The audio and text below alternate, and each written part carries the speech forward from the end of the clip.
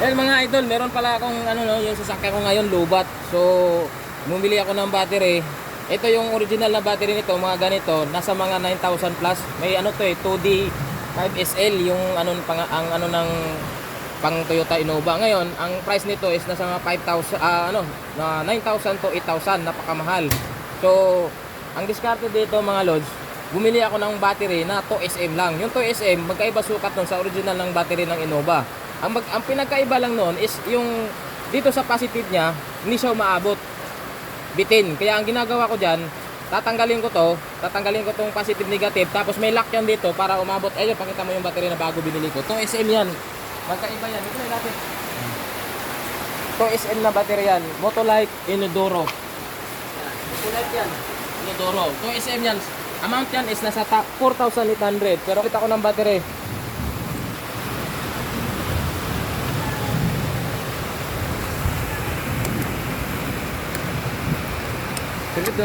Itong negative, ingatan nyo to ha. Hindi pwede nakatikit sa body to. Kailangan tatanggalin ko na rin itong positive.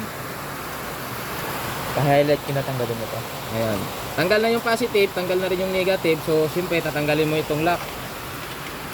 Umuulan ngayon mga lods ha. Eh, kailangan kong gamitin yung sasakyan. Babiyahe ako kasi kailangan maghanap buhay.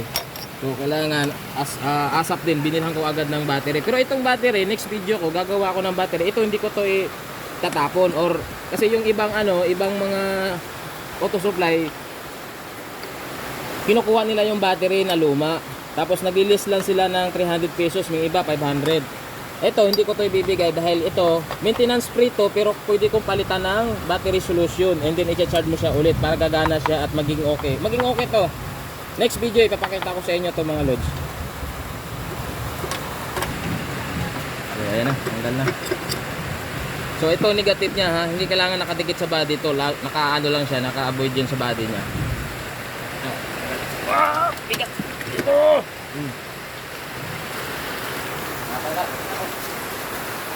Panasonic. Panasonic ang brand nito, pero ito nabili ko lang ng 7,000 kasi Panasonic yung brand. Tapos ito Motolite.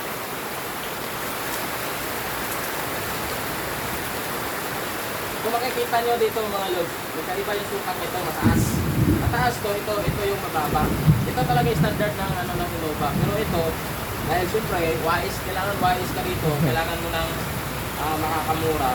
Pero walang problema sa amplifier nito, pareho lang 12 volts. Ang pinagkaiba lang nito yung mas mataas. Ito yung pinapaliwanag ko sa inyo mga lods. No? Hindi aabot yan dito sa positive. Ito, kita nyo? Malayo siya, hindi aabot dito. So kailangan yung lock niya dito sa gilid, dito lang tatanggalin mo para umabot siya. May lock yan dito sa gilid. Tatanggalin mo lang yung lock niya dito para umabot siya.